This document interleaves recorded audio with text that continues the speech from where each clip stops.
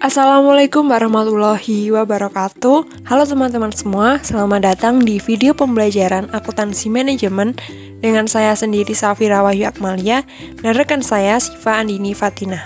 Pada video kali ini kita akan membahas mengenai pemisahan biaya tetap dan biaya variabel. Apa aja sih yang bakal kita bahas di materi kali ini? Di materi pemisahan biaya tetap dan variabel ini, kita akan membahas yang pertama, biaya tetap, 2 biaya variabel, yang ketiga metode pemisahan biaya tetap dan biaya variabel. Tanpa perlu menunggu lama-lama, yuk kita simak materinya.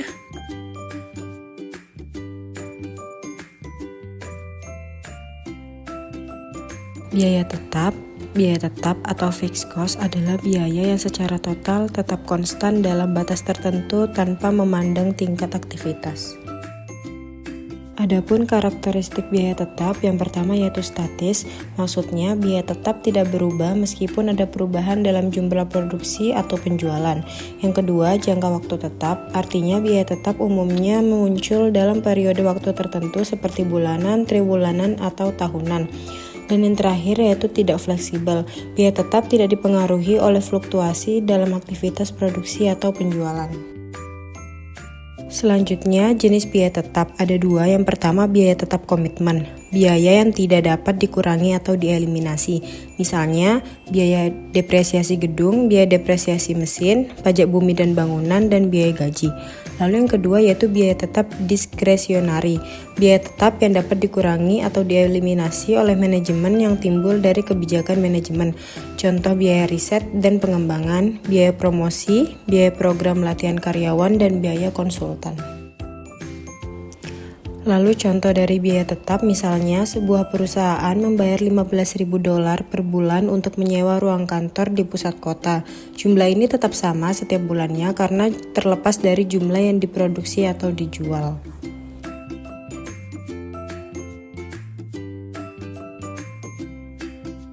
Baik, selanjutnya kita akan berpindah ke biaya variabel. Apa sih biaya variabel itu? Biaya variabel adalah biaya yang jumlah totalnya akan berubah seiring dengan perubahan volume produksi maupun jumlah produksi. Selanjutnya, karakteristik biaya variabel. Pada karakteristik ini kami menyorot 2 hal, yaitu proporsional dengan output, yang mana biaya variabel meningkat atau menurun secara proporsional dengan perubahan dalam jumlah produksi. Jika produksinya meningkat, maka total biaya variabelnya juga akan meningkat. Nah, jika produksinya menurun, maka total biaya variabelnya akan ikut menurun. Selanjutnya adalah biaya per unit konstan. Artinya, biaya variabel per unit produk tetap konstan. Misalnya, biaya bahan baku per unit produk tidak berubah meskipun jumlah produksinya ikut berubah. Biaya variabel sendiri memiliki 2 jenis, yaitu yang pertama, biaya variabel engineer. Biaya variabel engineer ini merupakan biaya variabel yang memiliki hubungan fisik tertentu dengan jumlah volume yang dihasilkan dari bahan produksi. Contoh biaya bahan baku yang dimasukkan ke proses produksi memiliki hubungan erat dengan output yang dihasilkan. Selanjutnya adalah biaya variabel discretionary. Biaya variabel discretionary ini merupakan biaya variabel yang masukan dan keluarannya sebanding dengan sifatnya, sesuai dengan kebijakan manajemen. Perubahannya bertingkat, jadi jika keluaran berubah, maka masukannya juga akan berubah, sebanding dengan perubahan keluaran tersebut. Contohnya, biaya komisi bagi tenaga penjualan yang sudah ditentukan sebesar persentase tertentu. Persentase dari penjualan dan jumlah akan berubah sesuai dengan kebijakan manajemen. Selanjutnya, kita masuk ke contoh biaya variabel.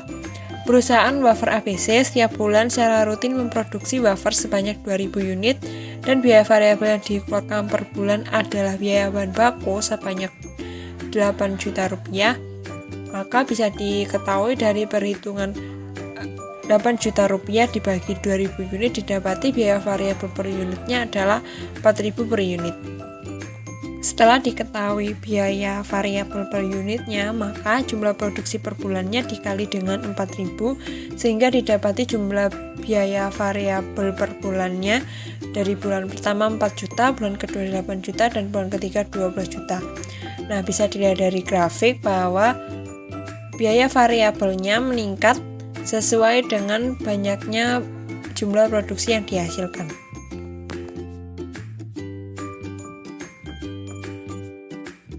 Lalu selanjutnya metode titik tertinggi dan terendah. Ini digunakan untuk memisahkan biaya dengan cara menganalisis biaya dan volume produksi paling tinggi dan rendah. Metode titik tertinggi dan terendah ini mempunyai keunggulan dan kelemahan. Yang keunggulannya sangat sederhana sehingga mudah dihitung dan dipakai. Sedangkan kelemahannya adakah kurang teliti dan cermat karena hanya didasarkan pada dua tingkatan, yaitu tertinggi dan terendah. Perbedaan antara kedua titik tersebut disebabkan karena adanya perubahan kapasitas dan besarnya tarif biaya variabel satuan, sehingga persamaan Y sama dengan A plus B dalam kurung X dapat ditentukan. Lalu ada langkah-langkah memisahkan biaya variabel dan biaya tetap dengan metode titik tertinggi dan terendah. Yang pertama, menentukan biaya variabel satuan sama dengan B. Biaya pada titik tertinggi TCT sama dengan FC plus XVCT. Biaya pada titik terendah TCR sama dengan FC plus XVCR. Perbedaan TCT min TCR sama dengan XVCT min XVCR. Jadi TCT min TCR sama dengan X dalam kurung VCT min VCR, di mana TCT itu jumlah biaya atau total cost pada titik tertinggi, TCR itu jumlah biaya atau total cost pada titik terendah, FC itu jumlah biaya tetap atau fixed cost, XVCT itu kapasitas tertinggi dan XVCR itu kapasitas terendah. Lalu yang kedua itu menentukan besarnya total biaya tetap sama dengan FC. FC dapat dihitung dari biaya pada titik tertinggi atau biaya pada titik terendah dengan rumus kalau pada titik tertinggi adalah FC sama dengan TCT min XVCT, kalau pada titik terendah yaitu FC sama dengan TCR min XVCR. Lalu yang ketiga, yaitu menentukan besarnya anggaran fleksibel.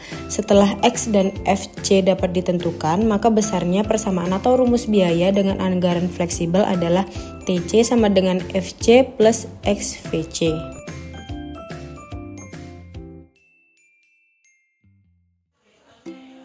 Metode kuadrat terkecil. Metode ini merupakan suatu metode untuk memisahkan biaya dengan menghitung besarnya deviasi dengan mengkuadratkan setiap deviasi dan kemudian menjumlah deviasi kuadrat sebagai ukuran kedekatan keseluruhan. Rumus metode kuadrat terkecil sebagai berikut. Y sama dengan A plus BX, di mana Y adalah total biaya, A adalah biaya tetap, dan B adalah biaya variabel, serta X adalah tingkat aktivitas atau output. Untuk menentukan nilai B, maka dirumuskan B sama dengan N sigma XY dikurangi sigma X dikali sigma Y dibagi N sigma X pangkat 2 dikurangi sigma X pangkat 2. Nah, jika nilai B sudah didapatkan, maka dapat ditentukan nilai A sebagai berikut. A sama dengan sigma Y dikurangi B dalam kurun sigma X dibagi N. Selanjutnya diketahui laporan PT Sakti Motor tahun 2020, biaya reparasi dan pemeliharaannya ditandai dengan Y dan volume produksinya dilambangkan dengan X.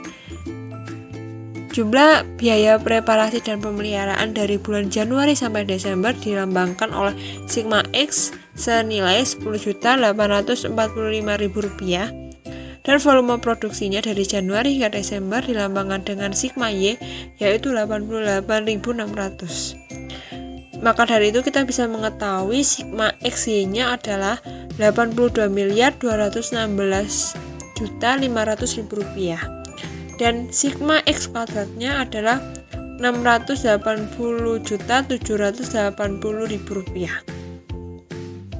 Setelah mengetahui laporan keuangan tadi, kita bisa menyimpulkan bahwa B yang didapat dihitung dengan rumus yang sudah disebutkan sebanyak Rp3,15 dan A-nya didapati Rp880.945.000.